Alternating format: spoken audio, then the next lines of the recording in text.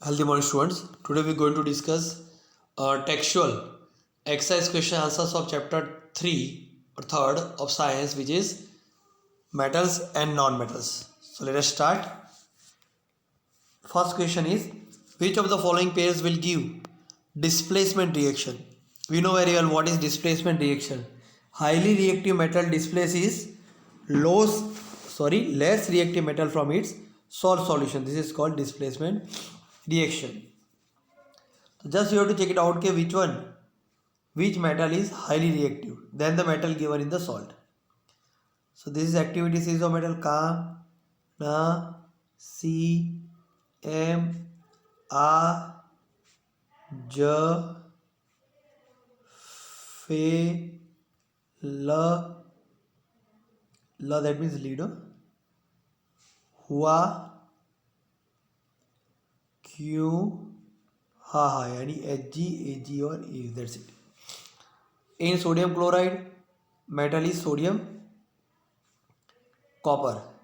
अब जो मेटल है वो सॉल्ट के मेटल से ज़्यादा रिएक्टिव नहीं है, यानी कॉपर अगर सोडियम से ज़्यादा रिएक्टिव है तो रिएक्शन होगा. कॉपर यहाँ पर है, वो बाद में आता है. जो मेटल पहले आता है वो हाईली रिएक्टिव होता है, तो कॉपर तो लो रिएक्टिव सोडियम से, तो ये रिएक्शन नहीं होगा. मैग्नीशियम क्लोराइड एंड एल्यूमिनियम ये रहा.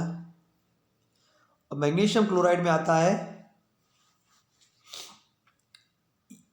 मैग्नीशियम, मेटल एल्यूमिनियम है. अब एल्यूमिनियम तो मैग्नीशियम के बाद में आता है, तो एल्यूमिनियम मैग्नीशियम से लेस रिएक्टिव है, तो एल्यूमिनियम ये मैग्नीशियम को डिस्प्लेस नहीं कर सकता, reaction will not takes place. FeSO4 solution is silver metal. देखो सिल्वर ये रहा, और FeSO4 में आया Fe ये रहा. अब सिल्वर मेटल हो तो Fe से लेस रिएक्टिव है, तो ये भी रिएक्शन नहीं होगा. AgNO3 and copper. अब AgNO3 में आया Ag और कॉपर. देखो कॉपर यहाँ पर है, तो कॉपर आगे है, मतलब कॉपर सिल्वर से ज़्यादा रिएक्टिव मेटल है. तो कॉपर ज़्यादा रिएक्टिव होने की वजह से ये सिल्वर को डिस्प्लेस कर सकते हैं AgNO3 में. ठीक है, तो डिस्प्लेसमेंट रिएक्शन होगा. Our answer is D. Which of the following method is suitable for preventing an iron from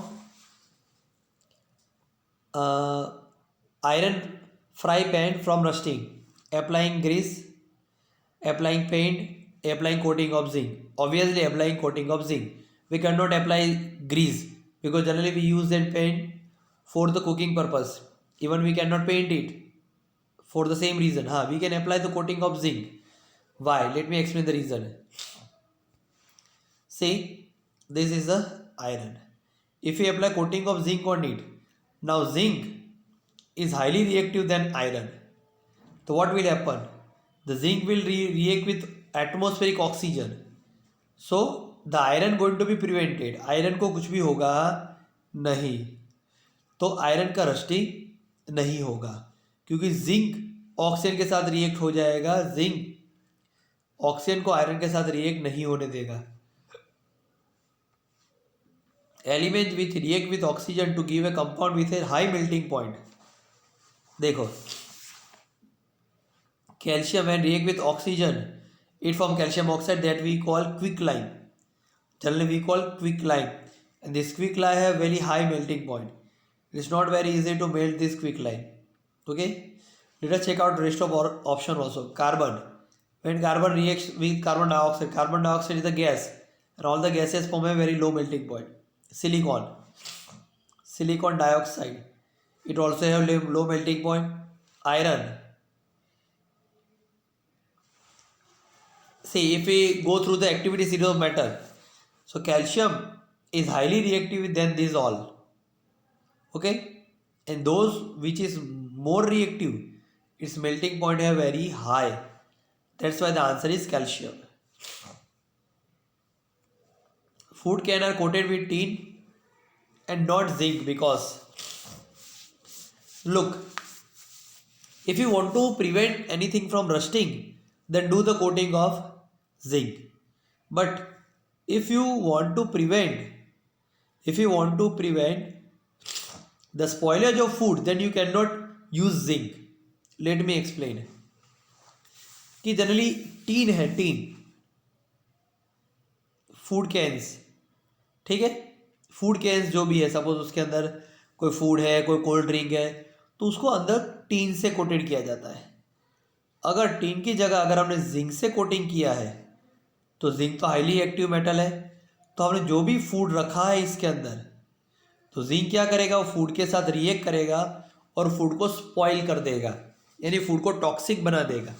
toxic का मतलब पहले भी समझा चुका हूँ, जहरीला, उसका मतलब ये नहीं खाने से मर जाते हैं, लेकिन हमारी हेल्थ बिगड़ती है। तो हमें यहाँ पर ऐसा मेटल यूज़ करना चाहिए जो लो रिएक्टिव हो, जो फूड के साथ रिएक्ट ना हो, तभी ये फूड स्पॉइल नहीं होगा। So that's why we use tin. Okay, some options are zinc is costlier than tin. It never match with the question. Zinc is higher melting point. Zinc is more reactive than tin. हाँ, this is the appropriate option. You are given a hammer, a battery, a bulb, wires, and a switch. How could you use them to distinguish between samples of metals and non-metals? Simple. We are having hammer, है ना? So what I will do? I will take a substance, I will put it on a block, iron block या कहीं पर भी रखूँगा. Then I will strike a hammer. Hammer का मतलब हथौड़ी. इसको मैं हथौड़ी से मारूंगा. अगर ये मेटल है तो ये बीट होके शीट बन जाएगा, टूटेगा नहीं. देखना, जैसे आयरन है, उसको आप कितना भी हैमरिंग करो टूटेगा नहीं, वो शीट बन जाएगा, मतलब वो फैल जाएगा. आयरन है, गोल्ड है, सिल्वर है, कॉपर है, एल्यूमिनियम है, तो वो टूटेंगे नहीं. लेकिन इसकी जगह हैमरिंग करने पर ये ब्रेक हो गया तो समझ जाने का नॉन मेटल है. जैसे कोयला, कोक, जिसके अंदर कार्बन होता है, हैमरिंग करो टूट जाएगा, नॉन मेटल. सल्फर क्रैकर में होता है, हैमरिंग करो टूट जाएगा, नॉन मेटल. मैस्टिक, मैस्टिक में आगे जो होता है ना, जिससे ब्लैक कलर का जो पार्ट होता है, उसमें फॉस्फोरस और कार्बन होता है, रखो वो भी टूट जाएगा, non metal. So easily by hammering the substance which breaks or substance which breaks are metals, and substance which does not break are non-metals. Non-metals. Now let us use battery, bulb, wires and switch. So what I will do, with battery I will connect switch,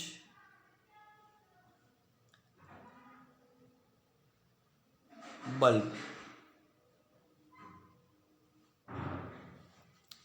Now I place given substance over here. If by putting substance over here this bulb glow, अगर ये bulb glow होने लगता है, that means this substance is metal. If bulb does not glow, that means it is non-metal. Simple. Assess the usefulness of these tests in distinguishing between metals and non-metal. See, place the sample on an iron block, strike with hammer.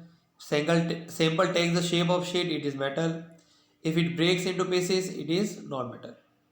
Set up the arrangement by using bulb, battery, wires and switch. Insert a sample of metals and non-metal in the clip one by one and turn on the switch on. If the bulb glows, the sample is metal. If not, then it is non-metal. Simple. Above experiment shows that metals are malleable. क्यों malleable? क्योंकि hammering करने पर उससे sheet बन जाती है, वो property को मेलिएबिलिटी कहते हैं. अगर वायर बन जाए, वायर हम बना सके तो डक्टिलिटी कहते हैं. फिर वो मेटल इलेक्ट्रिसिटी कंडक्ट करते हैं, मेटल में से वायर भी बना सकते हैं, और डक्टाइल भी वो इलेक्ट्रिसिटी कंडक्ट करते हैं, उसको good conductor of electricity. So from this we conclude that metals are malleable, ductile and good conductor of electricity. What are amphoteric oxides? Give two examples. Simple.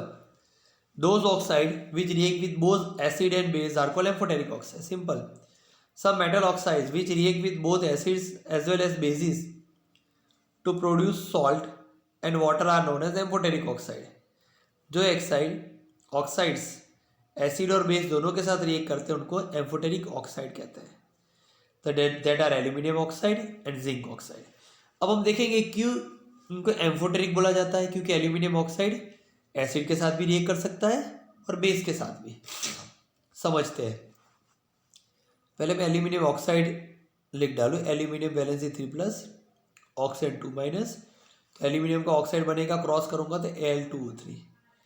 अब उसको मैं एसिड के साथ रिएक्ट कराने के लिए एसिड हाइड्रोक्लोरिक एसिड लेता हूँ, ठीक है, 1+, 1-। अब पॉजिटिव नेगेटिव के साथ रिएक्ट करेंगे एल्यूमिनियम, क्लोरीन के साथ रिएक्ट करेंगे aluminium valency 3+, chlorine 1-। If I do the cross I will get AlCl3। Hydrogen oxygen के साथ रिएक्ट करके क्या बनाएगा, water. Simple, let us balance.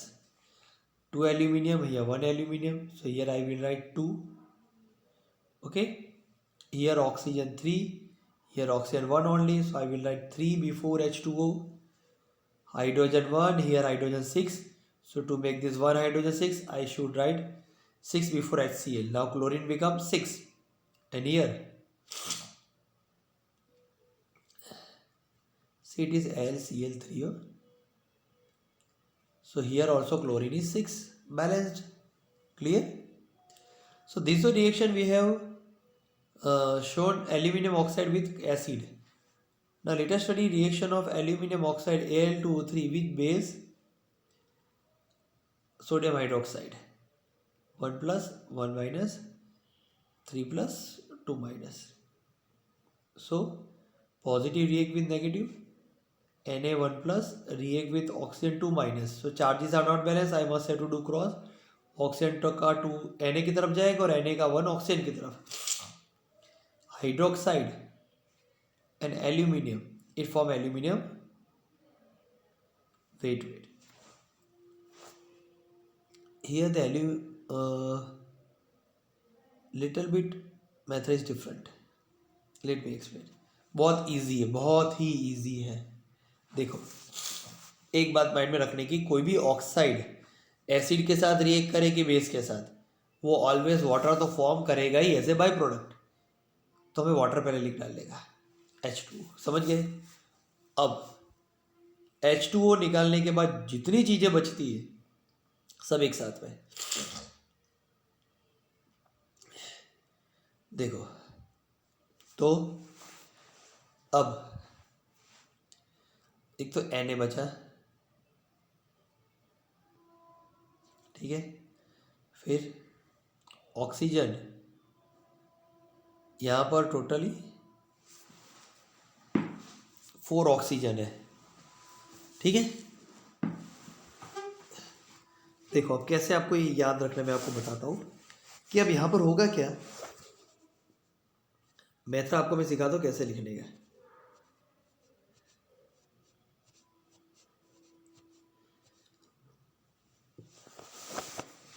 देखो हमने हाइड्रोजन और वाटर तो लिख डाला है, तो अभी हाइड्रोजन ऑक्सीजन, अभी सोडियम है, ऑक्सीजन है और एल्यूमिनियम है. तो सोडियम पॉजिटिव आयन है, वैलेंसी 1+, एल्यूमिनियम पॉजिटिव आयन 3+. तो अब देखो सोडियम 1 इलेक्ट्रॉन लूज करता है, एल्यूमिनियम 3 इलेक्ट्रॉन लूज करता है, तो टोटल कितने इलेक्ट्रॉन लूज हुए, 4. लेकिन उसके साथ नेगेटिवली रिएक्ट करने के लिए हमारे पास सिर्फ ऑक्सीजन है, ठीक है. तो एक ऑक्सीजन का एटम 2 इलेक्ट्रॉन गेन करता है, जबकि यहाँ पर कितने इलेक्ट्रॉन हमारे पास है, 4. तो मुझे ऑक्सीजन के कितने एटम लेने पड़ेंगे, 2. कितने लेने पड़ेंगे, 2. तो इस तरह से बना NaAlO2. This is most important reaction, this is called sodium aluminate. What is it, sodium aluminate. Let us rebalance 2 aluminum, so write 2 before NaAlO2, it is called sodium aluminate. Oxygen 3 plus 1 4, but here oxygen becomes 2 2 the 4 and 1 5, ठीक है. So as I told you कि whenever we are having less oxygen, over there we'll try to balance by increasing 1 molecule. तो Al2O3 के आगे मैं कुछ नहीं लगाता हूँ, NaOH के आगे एक एक नंबर इंक्रीज कर रहा होता है. यहाँ सपोज मैं 2 लिखता हूँ, तो देखो अब देखते हैं होता है बैलेंस. ये 3 ऑक्सीजन और ये 2 हो गए 5. आगे बैलेंस करो, सोडियम कितने हैं रिएक्टेंट में, 2, तो यहाँ पर ही सोडियम 2 प्रोडक्ट में. हाइड्रोजन कितने हैं, 2, प्रोडक्ट में भी 2 है। क्लियर?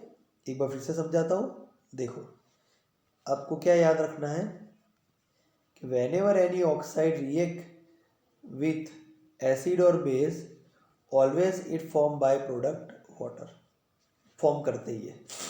अब बचा सोडियम एल्यूमिनियम, दोनों पॉजिटिव बचे। पॉजिटिव तो रिएक्ट कर नहीं सकते, तो वो नेगेटिव के साथ रिएक्ट करेंगे, और नेगेटिव सिर्फ एक ही है, ऑक्सीजन।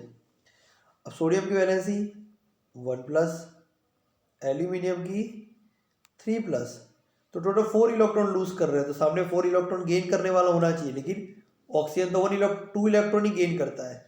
मुझे कितने ऑक्सीजन लेने पड़ेंगे? 2। तो ये बना NaAlO2 सोडियम एल्यूमिनेट। बैलेंस अगर हम करें 2 एल्यूमिनियम 1 एल्यूमिनियम, तो आगे 2 लिखेंगे। ऑक्सीजन 3 और 1 4 हुए, या ऑक्सीजन 2 to the 4 और 1 5 हुए। तो वापिस ऐसे ऑड इवन, जब भी ऑड इवन आए, ऑड इवन की मैं बात कर रहा हूँ, तो जहाँ पर स्मॉलर है नंबर ऑफ एटम, वहाँ पर 1 मॉलिक्यूल इंक्रीज करते जाओ।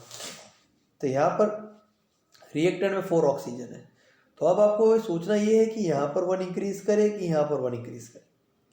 देखो, अगर मैं Al2O3 क्या अगर इंक्रीज करूँगा तो ये एल्यूमिनियम का बैलेंस बिगड़ जाएगा, तो इससे बेटर सोडियम के आगे ट्राई करो।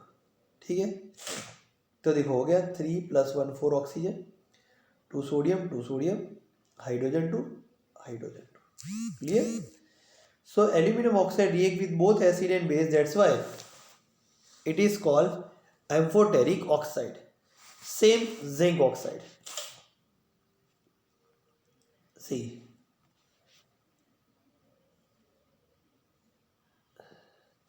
Zn2+, oxygen 2-, zinc oxide will be ZnO. So when it react with hydrochloric acid 1+, 1-. See, remember a few things about the chemical reaction, or write somewhere that whenever any metal react with acid, it form dihydrogen gas. Any metal react with base, then also it form dihydrogen gas. When metal react with water, then also it form dihydrogen gas. ये 3 dihydrogen gas का logic. Now whenever any oxide react with acid or base, it form water. Reactant में जब भी oxygen और hydrogen है तो water form होगा ही। ठीक है, कहीं पर ये सारे हिंट लिख डालने की, ये बहुत हेल्प करती है समझने में, तो वाटर लिख डालो। So now zinc positive react with negative chlorine, तो Zn2+, chlorine 1-, I must have to do cross, it will form ZnCl2. Let us balance, 1 zinc, oxygen 1, oxygen 1, here hydrogen 2, but reactant side hydrogen 1, so I will write 2. Now chlorine becomes 2, here chlorine 2, balanced. Now when zinc oxide react with base sodium hydroxide,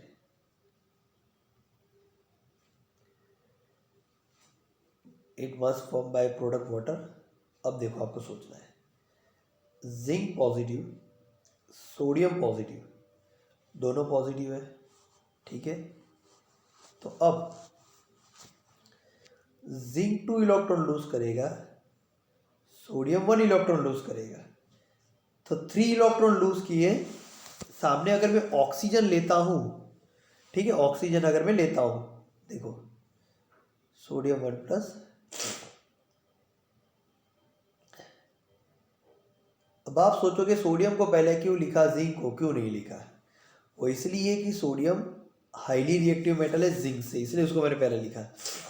अब देखो sodium और zinc दोनों मिला के 3 electron lose करेंगे, लेकिन एक oxygen है वो 2 इलेक्ट्रॉन गेन कर रहा है और हमारे पास 3 है। अगर मैं 2 ऑक्सीजन ले लूँगा तो 4 इलेक्ट्रॉन चाहिए, ये हमारे पास तो 3 ही है। ऑड इवन का लॉजिक हो गया। तो कैसे भी करके सोडियम और जिंक का ऐसे सेटिंग करो कि वो 4 इलेक्ट्रॉन लूज करे। कोई भी सोडियम में एक एटम बढ़ा दो, जिंक में बढ़ा दो। अगर मैंने जिंक में बढ़ाया तो जिंक 2 एटम में अगर मैं लूँ तो जिंक के 4 और सोडियम का 1, तो वापिस ऑड नंबर हो गया। तो सोडियम में एक बढ़ा दो। 1 सोडियम 1 इलेक्ट्रॉन लूज करेगा तो 2 सोडियम 2 इलेक्ट्रॉन लूज करेंगे, और जिंक 2 इलेक्ट्रॉन लूज कर रहा है, तो टोटल कितने इलेक्ट्रॉन लूज हुए अभी 4, तो सामने 4 इलेक्ट्रॉन गेन करने वाला होना चाहिए, तो हम लेंगे O2, क्योंकि 1 oxygen gain 1 electron, so 2 oxygen gain 2 electron. So this is called sodium zincate. Don't forget, this is the most important chemical reaction and it's the most important molecular formula, sodium zincate. Let us balance. 1 zinc, oxygen 1, 2. Here oxygen 2, 1, 3. ये तो एक काम करने का, oxygen और hydrogen को last में balance करो, आपके लिए बहुत इजी रहेगा. बाकी सबको बैलेंस करो, अपने आप ऑक्सीजन बैलेंस. यहाँ पर सोडियम कितने 2, यहाँ सोडियम कितने 2, तो आगे 2 लगा दो. अब ऑक्सीजन को बैलेंस करो. एक बात माइंड में रखना, हाइड्रोजन और ऑक्सीजन को लास्ट में ही बैलेंस करने का, बहुत इजी रहेगा आपके लिए. अब देखो ऑक्सीजन कितने हो गए 2 + 1 3, यहाँ पर देखो ऑक्सीजन 2 1 3, हाइड्रोजन रिएक्टेंट में 2, प्रोडक्ट में हाइड्रोजन 2, बैलेंस्ड. क्लियर हो गया. Now name 2 metals which will displace hydrogen from dilute acid and 2 metal which will not. Simple logic is there. Dilute acid, that means hydrochloric acid, उसमें से hydrogen को वही displace कर सकते हैं जो या तो मीडियम रिएक्टिविटी सीरीज में आते हैं या तो हाईली रिएक्टिव सीरीज में आते हैं. अब कुछ भी लिख सकते हो.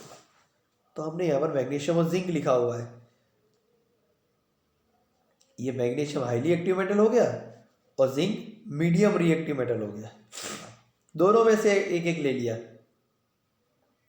और जितने लो एक्टिव मेटल्स है वो हाइड्रोक्लोरिक एसिड के साथ रिएक्शन शो करते नहीं है. कौन से लो एक्टिव मेटल है, कॉपर Hg और Ag. ठीक है, कुछ भी लिख सकते हो. हमने लिखा है कॉपर और silver. In the electrolytic refining of metal M, what would you take as the anode and the cathode and the electrolyte? देखो सिंपल है. इलेक्ट्रोलाइटिक रिफाइनिंग एग्जैक्ट क्या होता है कि इसमें 2 रोड लेने पड़ते हैं, उसको हम बैटरी से कनेक्ट करते हैं. तो अब ये रिफाइनिंग प्रोसेस है. रिफाइनिंग प्रोसेस का मतलब अर्थ क्रस्ट में से जो हमें मेटल मिलता है ना, उसको हम डिफरेंट प्रोसेस से इम्प्योरिटीज रिमूव करते हैं. फिर लास्ट में जो मेटल बच जाता है वो भी एकदम प्योर नहीं होता है, तो थोड़ी प्योरिटी बढ़ाने के लिए हम इलेक्ट्रो रिफाइनिंग करते हैं प्रोसेस. तो उसमें क्या करते हैं, एक रोड इम्प्योर मेटल का लेते हो, एक प्योर मेटल का. जैसे सपोज मुझे कॉपर का रिफाइनिंग करना है, तो ये पॉजिटिव है, ये नेगेटिव है, तो पॉजिटिव वाला हुआ एनोड और नेगेटिव वाला हुआ कैथोड. तो मुझे सपोज कॉपर का रिफाइनिंग करना है, तो मैं क्या करूँगा, as a cathode pure copper का रोड लूँगा और as a anode impure copper का रोड लूँगा और सॉल्यूशन में लूँगा कॉपर सल्फेट, जिसको इलेक्ट्रोलाइट बोला जाएगा. अब होगा क्या मालूम है, जैसे इलेक्ट्रिक करंट पास होगा, डिकम्पोज होगा, कॉपर बनेगा और सल्फेट बनेगा. ये जो कॉपर है ये कैथोड पे डिपॉजिट हो जाएगा और सल्फेट एनोड पे से कॉपर को खींच के बाहर निकाल के कॉपर सल्फेट बना के वापस सॉल्यूशन में जाएगा. सॉल्यूशन से वो कॉपर जो यहाँ से निकला था वो कैथोड पे चला जाएगा. धीरे धीरे एनोड में से पूरा प्योर कॉपर कैथोड पे चला जाएगा और एनोड पे सिर्फ इम्प्योरिटी बच जाएगी. तो मतलब ये जो इम्प्योर रोड था कॉपर, जिसके अंदर कॉपर और इम्प्योरिटीज भी थी, तो हमने कॉपर को इम्प्योरिटी से अलग कर दिया. This is called electrolytic refining. तो सिंपल है, यहाँ पर हमने मेटल एम है हमारे पास, तो एज ए एनोड क्या लेंगे, इम्प्योर रोड ऑफ एम, क्योंकि हमने कॉपर या मेटल की जगह यहाँ एम क्वेश्चन में दिया है. As a cathode pure rod of M, और ये इलेक्ट्रोलाइट कहते हैं copper sulphate, that is salt solution of M. यानी जिसको आपको रिफाइन करना है वो उसका कंपाउंड एज ए इलेक्ट्रोलाइट लिया जाता है। Clear? Pius took sulfur powder on spatula and heated it. Simple. If we heat sulfur powder, see, if we heat anything, it react with oxygen. So when sulfur is heated, it will react with oxygen to form sulfur dioxide. Simple. Second question is, what will be? He collected the gas evolved by inverting a test tube over it and show the following. What will be the action of gas on dry litmus paper? देखो ये SO2 है ना, sulphur dioxide. देखो एक बात याद रखना कि लिटमस पेपर टेस्ट के लिए वाटर की प्रेजेंस ज़रूरी है। या तो लिटमस पेपर को मॉइस्ट कर दो, यानी उसको गीला कर दो, या तो जिसके ऊपर टेस्ट करे उसके ऊपर उसके अंदर हम वाटर डाल दो।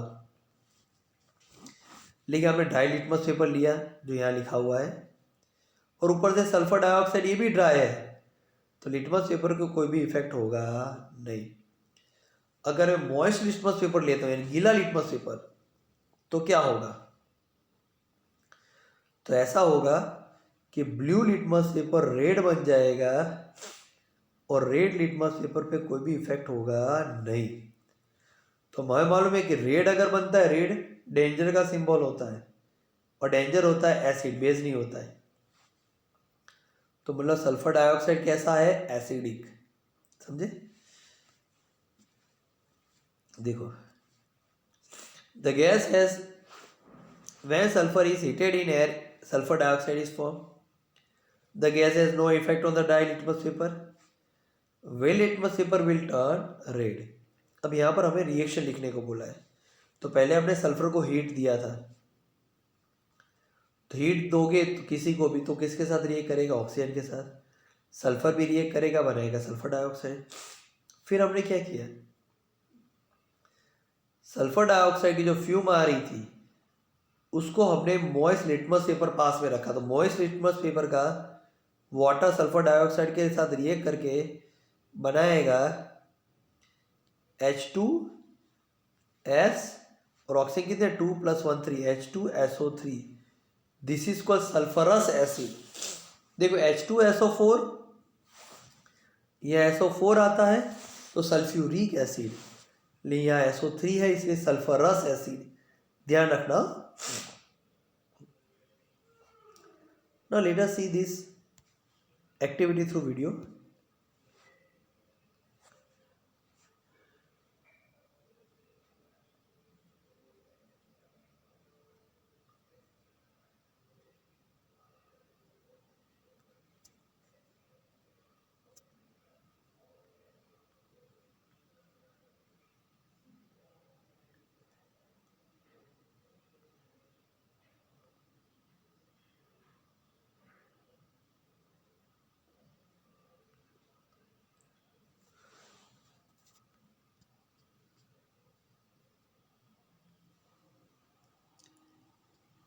Just let me something. Is your ketchup free of chemical preservatives? Viva Ketchup is.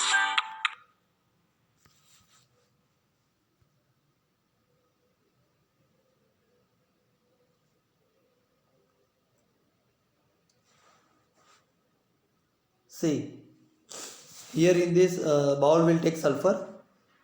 So this is sulfur. Okay.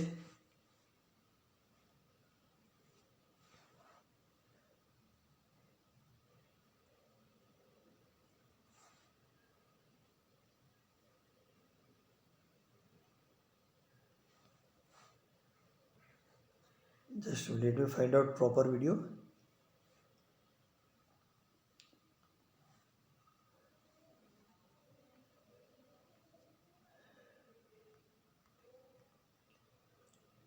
I think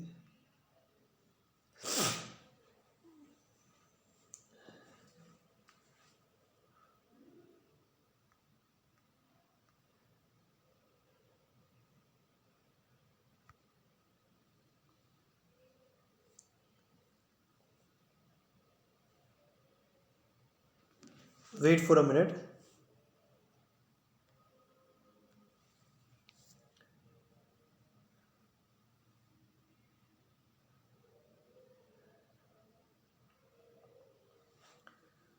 This is also not a proper video.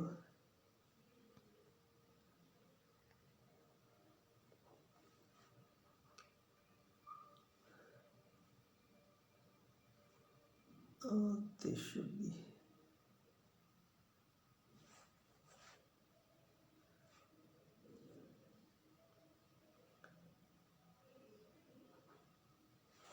See,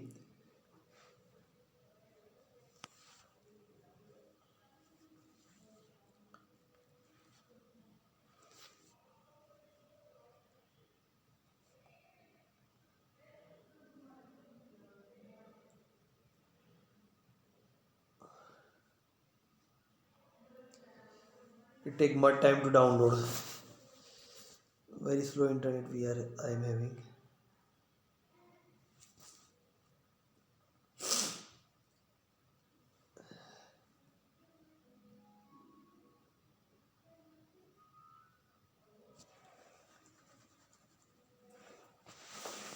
See, now sulfur powder is heated over here. So see, clearly we can see the fumes. Fumes का मतलब क्या होता है कि उसके अंदर से जो वेपर निकल रही है, ठीक है, वो वेपर अगर ज़्यादा कोरोसिव है, यानी अगर वो छूने से जलन होती है तो उसको फ्यूम्स कहते हैं, और वो जलती भी है.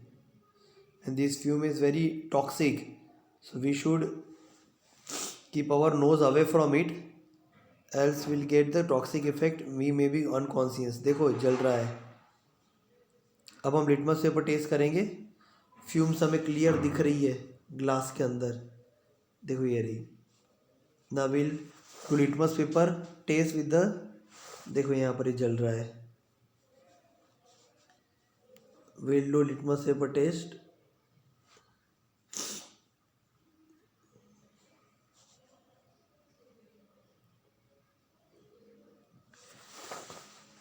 Very slow internet I am having. See, this is a real litmus paper. It remain as it is. No change on it. Now we'll taste blue litmus paper. अरे यार ये again it started to download.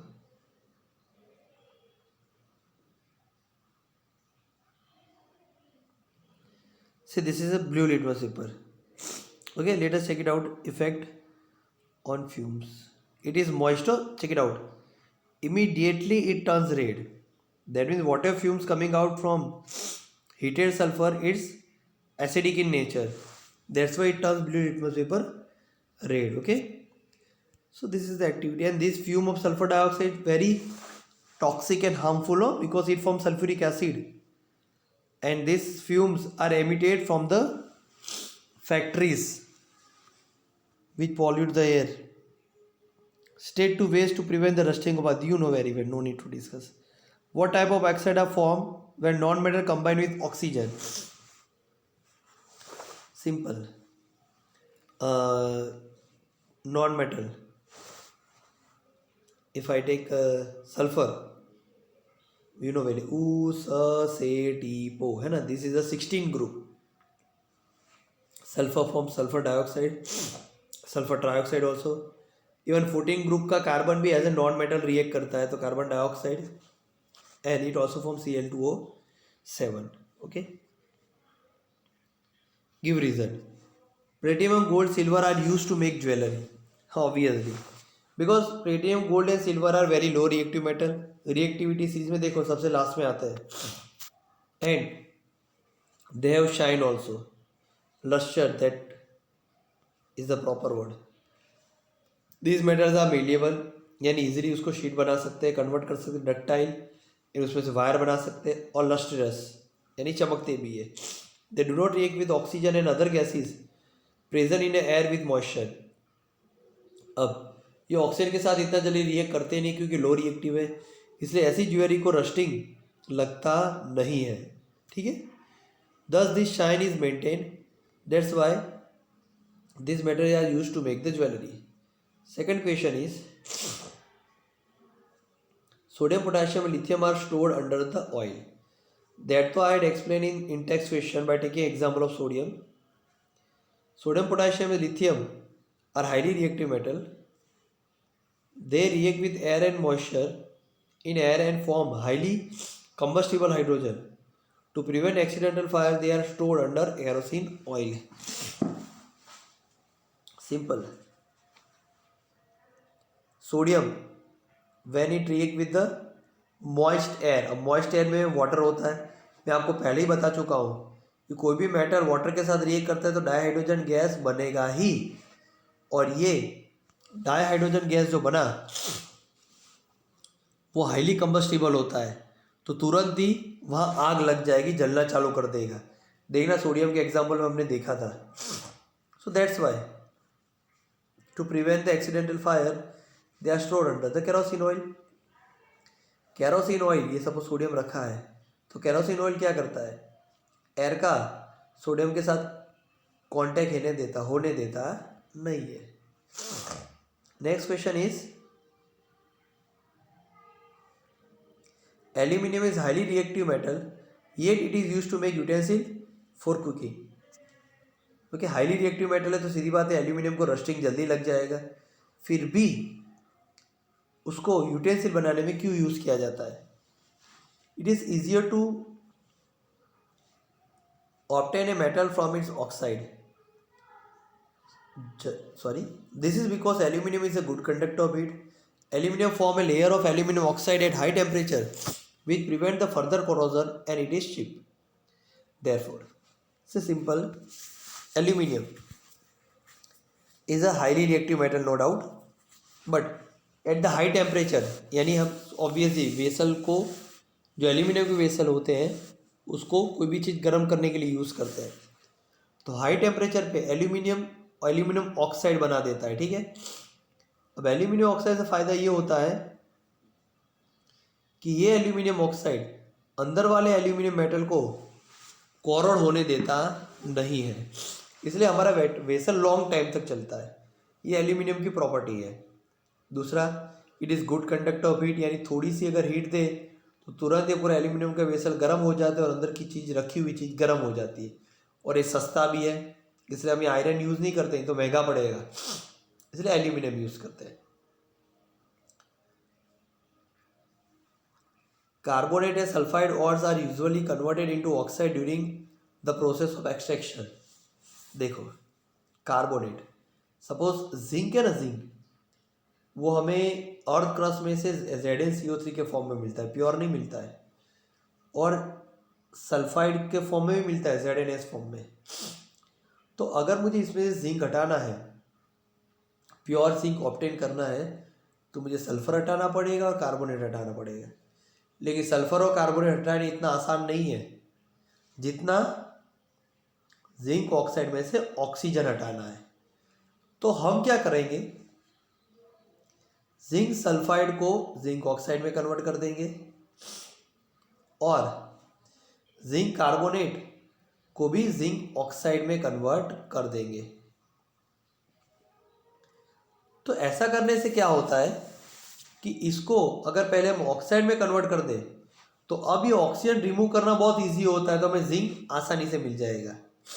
Comparatively sulphur और carbonate को zinc से remove करना बहुत ही difficult है, इसलिए इसको इजीली हम ऑक्साइड में कन्वर्ट कर सकते हैं. तो ऑक्साइड में कन्वर्ट कर दिया, एक बार ऑक्साइड में कन्वर्ट कर दिया तो ऑक्सीजन रिमूव करना भी बहुत इजी है, तो हमें जिंक मिल गया आराम से. तो दैट्स वाई एनी सल्फाइड और carbonates first converted into oxide. Why? Because it is easy to remove oxygen from that metal oxide. वही आंसर है. Carbon sulphide ores are usually converted into oxide during the process of extraction. The answer is over here. It is easier to obtain a metal from its oxide. It is easier to reduce metal oxide compared to carbonates and sulfide ore of the metal. यानी metal में से oxygen remove करना easy है comparatively sulphide और carbonate remove करने से, यानी बताया था ना, ये सल्फर रिमूव करना डिफिकल्ट है और ये कार्बोनेट रिमूव करना भी डिफिकल्ट है। You must have seen tarnished copper vessel being clean with lemon और tamarind juice. Explain why this four substances are effective in cleaning the vessel. मैं बताता हूँ टर्निश किसे कहता है ये, लेकिन नेट का थोड़ा प्रॉब्लम है, स्लो चल रहा है।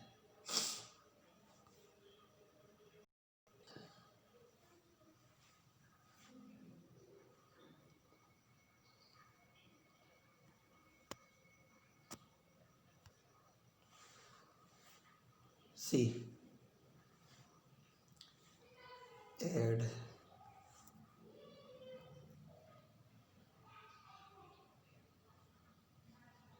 यार बहुत टाइम लिया ऐड ने तो, चलो कंप्लीट हुआ। देखो इसको टर्निश कहते हैं।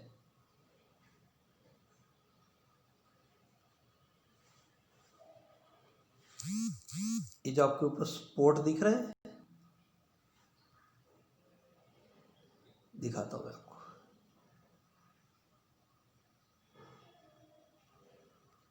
देखो ये जो स्पॉट दिख रहा है, ठीक है, ये स्पॉट को टर्निश होना कहता है। ठीक है, ये कॉपर के ऊपर स्पॉट कैसे बने, कॉपर ऑक्सीजन के साथ रिएक्ट करके जो कॉपर ऑक्साइड बनाता है वो उसके स्पॉट्स है। अगर ये स्पॉट्स को रिमूव करना है तो हम क्या करेंगे, कॉपर ऑक्साइड बना, ये टर्निश हुआ मतलब ऑक्सीजन के साथ रिएक्ट करके। अगर मैं इसके साथ एसिड को मिक्स कर देता हूँ तो एसिड क्या करेगा, एसिड क्या करेगा, ये ऑक्साइड को रिमूव कर देगा और कॉपर की शाइन वापस आ जाएगी। ठीक है, तो देखते हैं। और हमें एसिड बट यहाँ पर हाईली रिएक्टिव यानी कॉन्सेंट्रेटेड एसिड लेने की ज़रूरत नहीं है। कोई भी एसिड हम लेंगे जो हमें, जैसे टैमरिन में टार्ट्रिक एसिड होता है, ठीक है, लेमन में सिट्रिक एसिड होता है, वो भी ये काम कर सकता है। तो देखते हैं कैसे किया जाता है। तो हम यहाँ पर टैमरिन का यूज़ करेंगे यानी इमली। ठीक है, तो देखो इमली को पहले हम पानी में भिगो देंगे, ये इमली का पानी बन गया।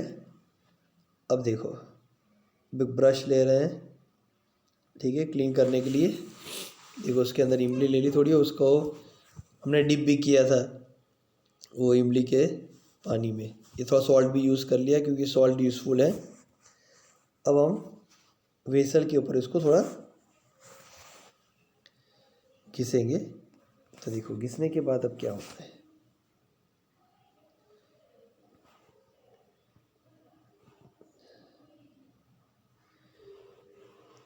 देखो ये पहले कैसा था और अब कैसा हो रहा है। पूरा का पूरा घिस दिया अभी। देखो धीरे धीरे उसकी शाइन आती जा रही है, देखो कितना शाइन कर रहा है, पहले कैसा था और अभी कैसा है। तो यही इसका रीज़न है। ठीक है, देखो कितना शाइन कर रहा है, अब खुद देख सकते हो। So let us read the answer. Copper react with atmospheric carbon dioxide to form a green layer of copper carbonate. Sorry मैंने कॉपर ऑक्साइड बोला था। It form copper carbonate CuCO3। ठीक है, जो कौन से कलर का होता है, ग्रीन कलर का, जो भी हमने देखा। Copper carbonate react with citric acid present in lemon और tartaric acid and form soluble salt. यानी जो ये वेसल था, ठीक है, उसके ऊपर बना था कॉपर कार्बोनेट, फिर उसके ऊपर हमने इमली से घिसा यानी एसिड से घिसा। तो एसिड ये कॉपर कार्बोनेट के साथ रिएक्ट करके सॉल्युबल सॉल्ट बनाता है। क्या, सॉल्युबल सॉल्ट। जो हमने पानी लिया था ना इसको क्लीन करने के लिए, वो पानी के अंदर ये डिज़ोल्व हो जाता है, यानी ये सॉल्ट के अंदर कॉपर कार्बोनेट भी डिज़ोल्व हो गया। यानी उसके ऊपर जो भी जिसकी वजह टर्निश हुआ था, हमें जो स्पॉट दिख रहे थे कॉपर कार्बोनेट के, वो तो इसमें डिज़ोल्व हो गए, वाटर में डिज़ोल्व हो गए, बाहर चला गया, इसलिए वापस शाइन करना चालू कर दिया इसने। differentiate between metal and non-metal on the basis of their chemical properties. Metal displays hydrogen from water. Obviously कोई भी मेटल अगर हम ले, सोडियम, मैंने अभी आपको बताया था, जैसे मेटल अगर कोई भी एसिड के साथ रिएक्ट करते हैं तो हाइड्रोजन गैस फ्री होता है, ठीक है। वाटर के साथ रिएक्ट करते हैं तो भी हाइड्रोजन गैस फ्री होता है, तो हाइड्रोजन गैस फ्री होगा और ये बनाएगा सोडियम ऑक्साइड। तो मतलब सोडियम ऑक्सीजन की जगह पे आ गया और हाइड्रोजन को रिमूव कर दिया, मतलब मेटल हाइड्रोजन को डिस्प्लेस कर सकते हैं, मेटल हाइड्रोजन की जगह पे आ सकते हैं वाटर के हाइड्रोजन में, ठीक है। But non metal do not displace hydrogen from the water. Non metal water के साथ रिएक्ट करेंगे तो हाइड्रोजन सेपरेट होगा नहीं। Metal are basic oxide, obvious है, कोई भी बेस की बात करें, sodium oxide base, potassium oxide base, lithium hydroxide base, ये सारे बेस हैं। अब इसमें अगर देखें, देखो sodium metal oxygen sodium oxide, potassium metal oxygen potassium oxide, lithium metal oxygen lithium oxide, ये सारे के सारे बेस मेटल ऑक्साइड होते हैं। क्या होते हैं? मेटल ऑक्साइड और बेसिक ऑक्साइड होते हैं। सारे के सारे मेटल बेसिक ऑक्साइड होते हैं। अब कोई भी एसिड की बात करो, H2SO4,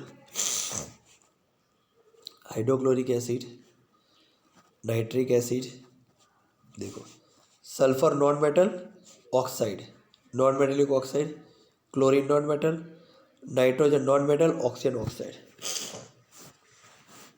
तो सारे के सारे नॉन मेटल्स एसिडिक ऑक्साइड बनाते हैं, क्योंकि H2SO4 acid, hydrochloric acid, nitric acid. Metal displace hydrogen from dilute acid, वो अभी मैंने समझा है। नॉन मेटल वो भी डिस्प्लेस कर सकते हैं। एसिड की बात हो रही है, वो वाटर में से पहले बात की थी, अभी एसिड की बात की। Metal form ionic chloride with chlorine, non metal form covalent chloride.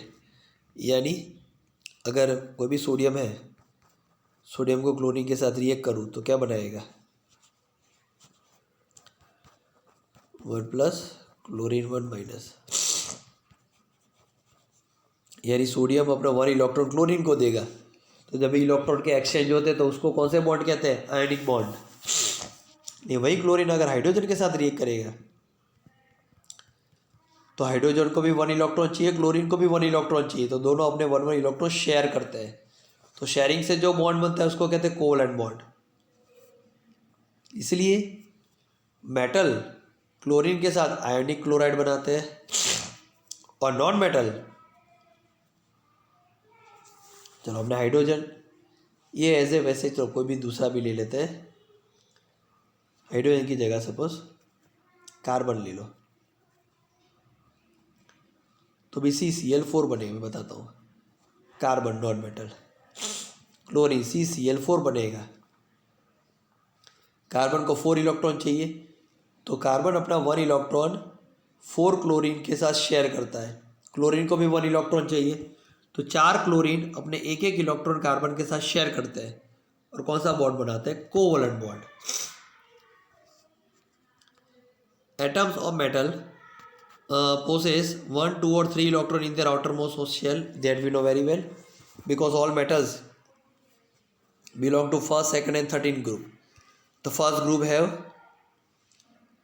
1 electron, second group have 2 electron, 13 group have 3 electron. Non-metal belongs to 15, 16, 17 group. So 15 group have 5 electrons, 16, 6, 77. So they are having more than 3 electron. Simple, in outermost orbit. A man went door to door posing as a goldsmith. He promised to bring back the glitter of the gold, old and dull ornaments, and unsuspecting lady gave a set of gold bangles to him, which he dipped in particular solution.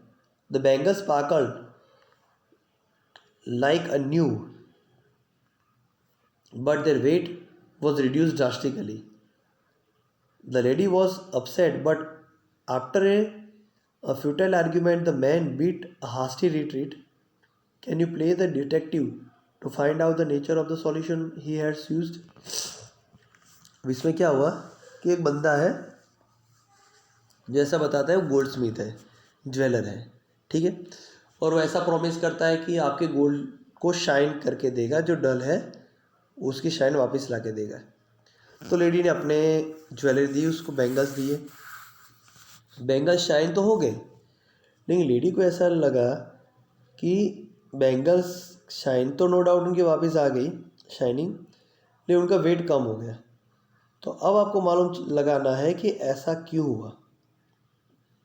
Gold Smith ने कोई cheating की है, ठीक है कि नहीं, तो देखते हैं।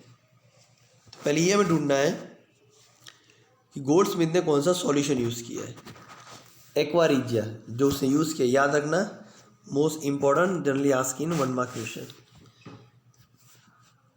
Aqua regia is a mixture of 3 part concentrated hydrochloric acid and 1 part of concentrated nitric acid. 3 part hydrochloric and 1 part nitric acid. The man put the gold bangles in the solution. The outer dirty layer of the gold bangle dissolved in aqua regia brings out shine of bangles. As the outer layer of bangles dissolved in aqua regia, the weight was reduced drastically. अब देखो मैं आपको बताता हूँ। Suppose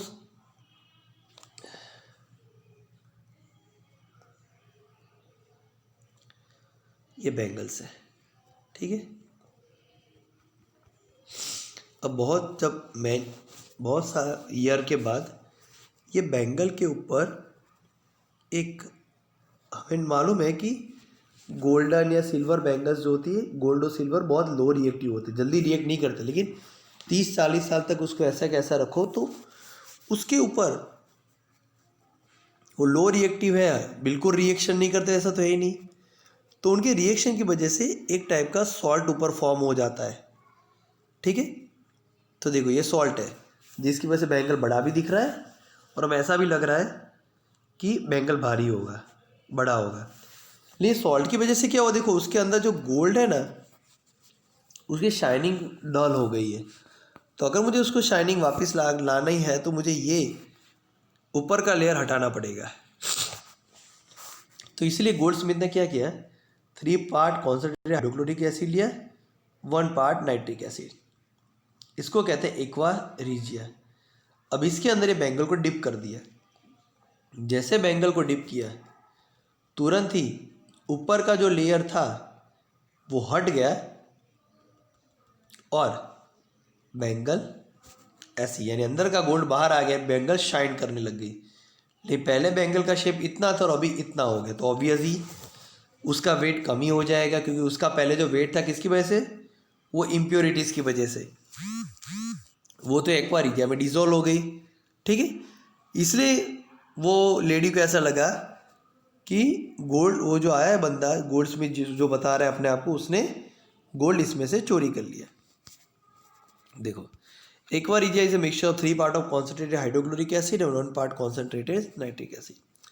The man put the gold bangles in this solution. The outer dirty layer of the gold bangle dissolve in aqua regia bring out shine on bangles. बाहर का dirty layer dissolve हो जाए तो शाइन वापस आ जाती है, लेकिन बाहर का डर्टी लेयर रिमूव होने की वजह से उसका वेट कम हो जाता है. As the outer layer of bangle dissolve in aqua regia, the weight was drastically reduced. Let us see this thing through video.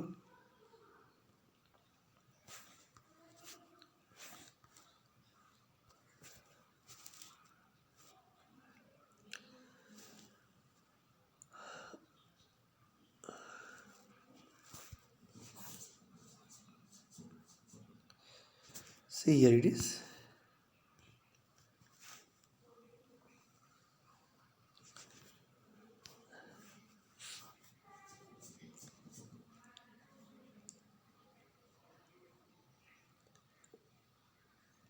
देखो ये पहले गोल्ड था इम्प्योरिटी वाला, उसके अंदर हमने एक्वा रिजिया डाल दिया, ठीक है।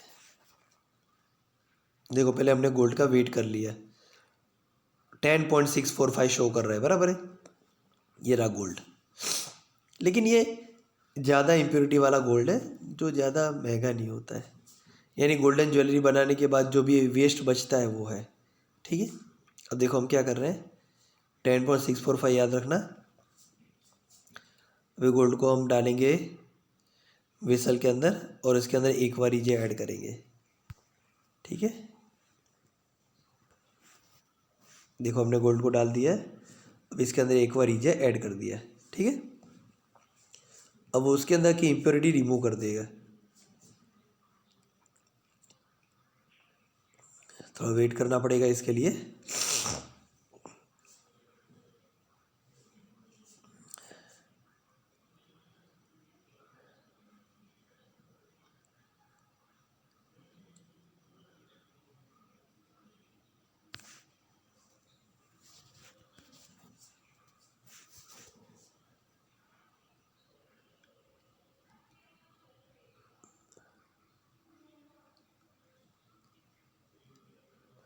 अब हम फिल्टर करेंगे इसको।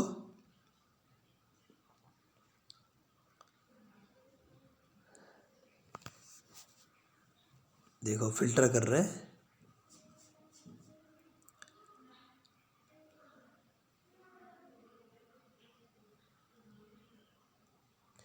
हमने जो गोल्ड लिया था इम्प्योरिटी वाला, उसमें इम्प्योरिटी ज़्यादा थी और गोल्ड कम था। अभी हमने फ़िल्टर किया तो गोल्ड मिल जाएगा हमें। देखो ये रहा, बचा लास्ट में, ये प्योर गोल्ड मिला। अभी और हम ऐड कर रहे हैं इसके अंदर।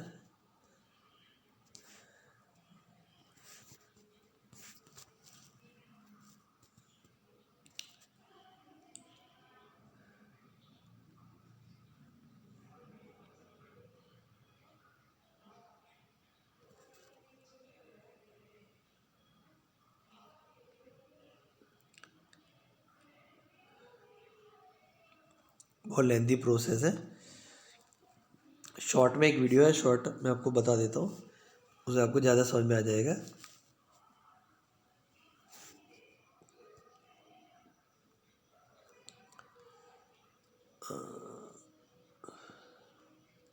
हाँ,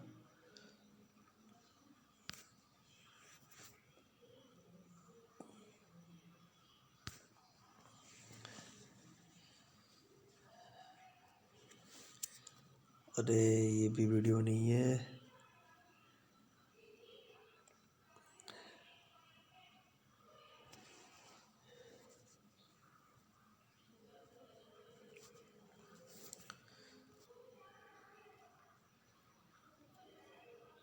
ये रहा प्रॉपर, देखो ये ना ज़्यादा इम्प्योरिटी वाला गोल्ड है, स्क्रैप गोल्ड जिसको कहते हैं, कि इसके अंदर इम्प्योरिटी ज़्यादा है, गोल्ड कम है। ये एक बार ईजी है, बराबर है। 3 part concentrate hydrochloric acid, 1 part nitric acid. जैसे इसको अंदर ऐड करेंगे, देखो इसका फ्यूम निकल रही है।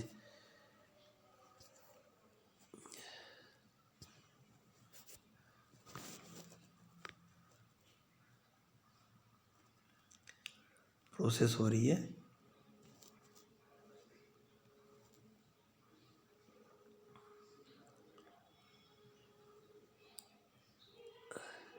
ये हमने गोल्ड निकाल दिया।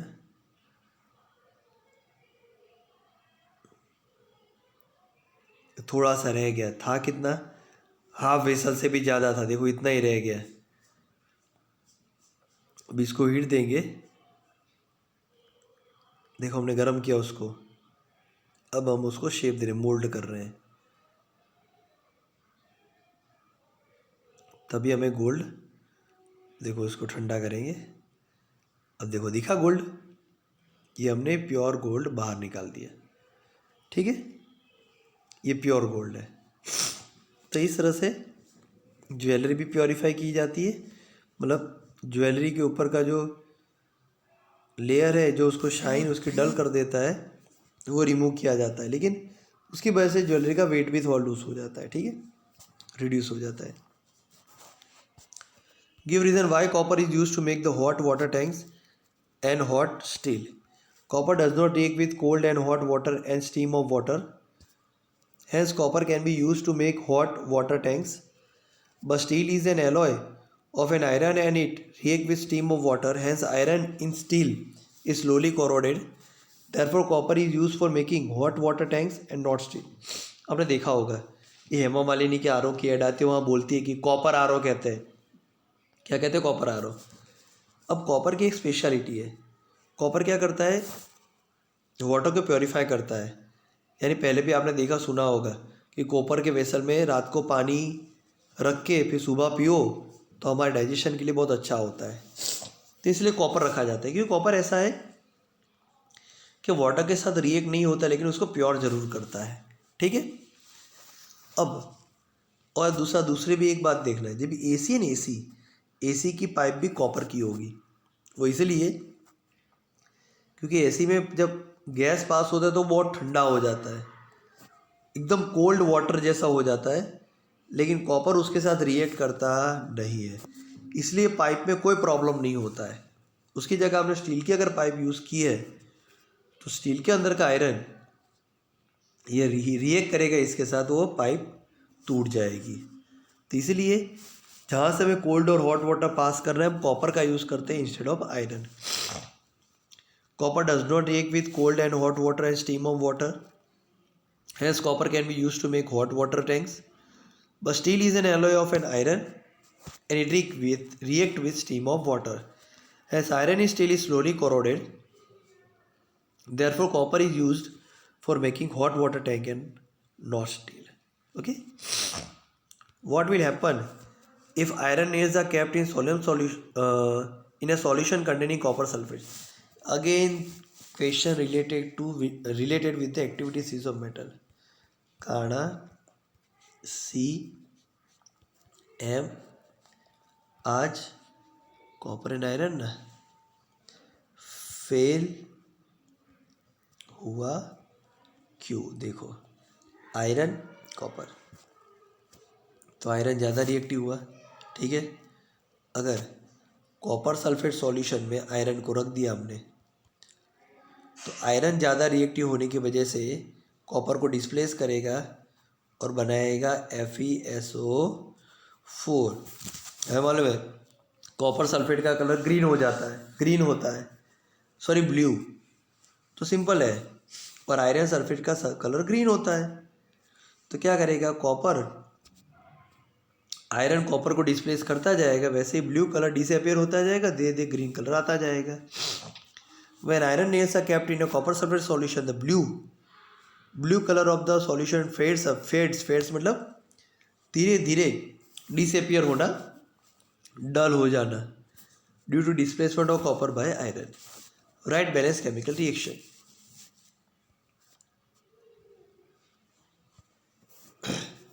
Calcium valency 2+ when react with water.